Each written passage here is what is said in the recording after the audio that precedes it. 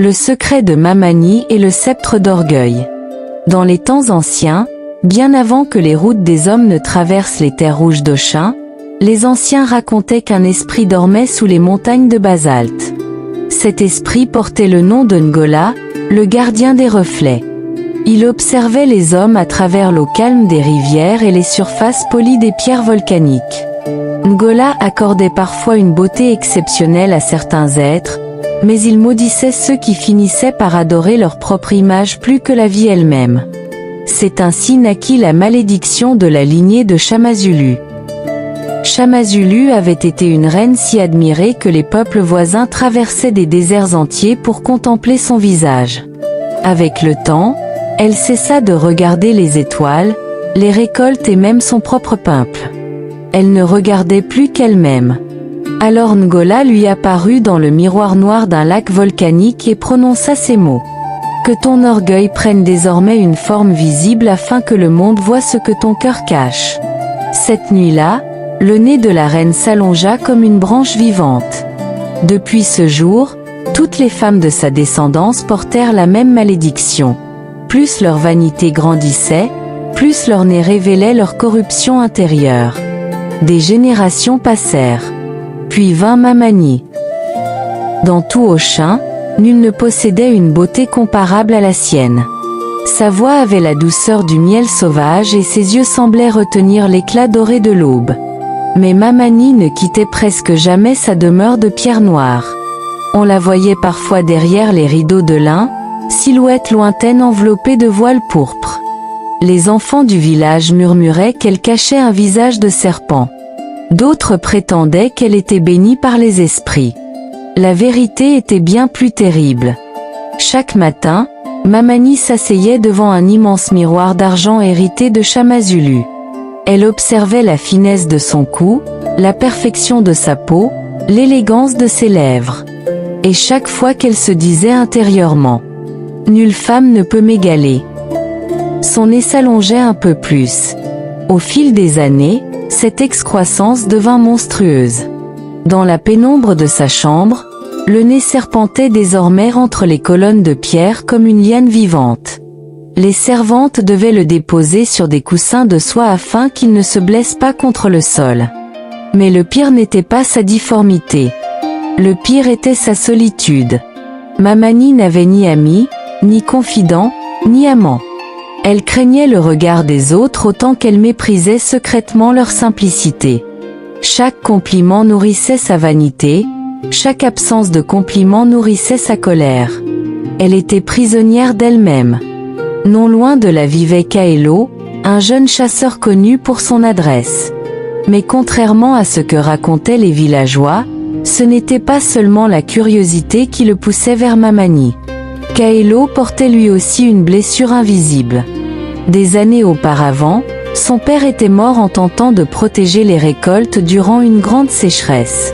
Les nobles d'Oshin avaient refusé d'aider les paysans, préférant préserver leurs réserves personnelles.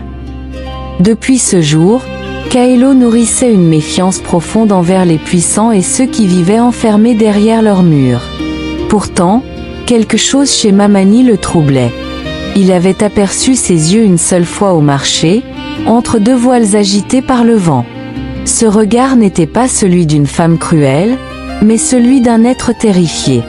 Alors une question commença à le hanter. Que peut bien cacher une personne qui a peur même de la lumière? Une nuit de pleine lune, Kaelo escalada les hautes murailles de la demeure.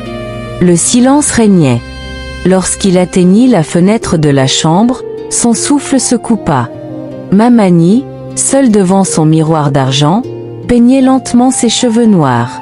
Autour d'elle, son nez immense s'enroulait sur le sol comme un python de chair, traversant toute la pièce avant de revenir jusqu'au pied du lit. Mais ce qui frappa le plus Kaelo ne fut pas la monstruosité. Ce furent les larmes silencieuses coulant sur les joues de Mamani. Elle se contemplait avec haine. Sous le choc, Kaelo glissa maladroitement sur une tuile. Le bruit fendit la nuit. Mamani se retourna brusquement. Pendant un instant, leurs regards se croisèrent. Et dans celui du jeune homme, elle ne vit ni moquerie, ni dégoût. Seulement de la tristesse. Mais son orgueil blessé fut plus fort que tout. « Tu as vu ce que nul ne devait voir !» cria-t-elle. La honte fit exploser sa colère. Son nez se mit à croître avec violence, animé d'une magie ancienne. Il jaillit par la fenêtre et s'enroula autour de Kaelo avant de le projeter dans la chambre. Le chasseur tenta de se débattre, mais l'étreinte se resserrait comme un serpent. « Regardez-moi bien », continua Mamani d'une voix tremblante. « Voilà ce qu'est devenue la plus belle femme d'Oshin. » Kaelo la fixa longuement. Puis il remarqua quelque chose. Partout dans la pièce se trouvaient des miroirs. Des dizaines. Des petits. Des grands. Des polis. Des fissurés. Comme si Mamani cherchait désespérément une image d'elle-même capable de la rassurer. Alors Kaelo comprit. Cette femme n'était pas seulement vaniteuse. Elle était terriblement vide. « Vous croyez être puni pour votre beauté ?» dit doucement Kaelo. « Mais ce n'est pas votre visage qui vous détruit. » Mamani resta immobile. « Alors quoi ?» murmura-t-elle. « Votre peur. Vous avez tellement peur de ne plus être admiré que vous avez oublié comment vivre. » Ces mots frappèrent Mamani plus durement qu'une lame. Pour la première fois depuis des années, elle regarda autour d'elle. Les coussins soutenant son nez. Les miroirs. Les voiles. La chambre fermée. La salle étoffe. Elle revit soudain l'enfant qu'elle avait été autrefois, avant la malédiction. Une petite fille qui courait pieds nus sous la pluie avec les enfants du village. À quel moment avait-elle commencé à croire qu'être admirée valait plus qu'être aimée? Ses mains se mirent à trembler. Kaelo, toujours prisonnier, la regardait sans haine. Et cela brisa quelque chose en elle. Mamani tomba à genoux devant le miroir. Son reflet lui apparut soudain monstrueux, non à cause de son nez, mais à cause de la solitude qui dévorait ses yeux. Alors, dans un souffle presque inaudible, elle murmura. « Je ne suis qu'une femme parmi les autres, poussière sous les étoiles. » À cet instant, la magie vacilla. Le nez se rétracta lentement. Puis encore. Et encore. Jusqu'à retrouver sa forme originelle. Les liens autour de Kaelo tombèrent au sol comme des cordes mortes. Mamani éclata en sanglots non de honte, mais de soulagement. Car pour la première fois de sa vie, elle ne cherchait plus à être la plus belle. Elle voulait simplement être libre.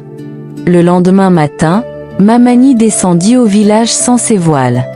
Le peuple la regarda avec stupeur. Mais elle ne détourna pas les yeux. Elle distribua ses bijoux, ses étoffes et même le grand miroir d'argent hérité de Chamazulu.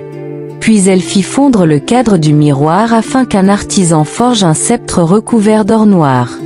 Elle planta ce sceptre au centre du village et déclara « Que ceci rappelle à tous qu'un cœur qui ne vit que pour lui-même finit toujours par se dévorer. » Les anciens nommèrent cet objet le sceptre d'orgueil. Et longtemps après la mort de Mamani, les mères d'Oshin racontaient encore son histoire à leurs enfants les soirs de pleine lune. Quant à Kaelo et Mamani, on les voyait souvent marcher ensemble dans la forêt des montagnes de basalte. Et l'on raconte que jamais plus Mamani ne chercha son reflet dans un miroir. Car elle avait enfin appris à se reconnaître dans les yeux des autres.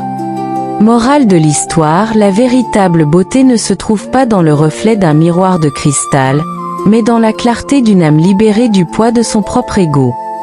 Si cette histoire t'a marqué, abonne-toi à Wakaraverse. Like, commente et active la cloche de notification pour ne rien manquer.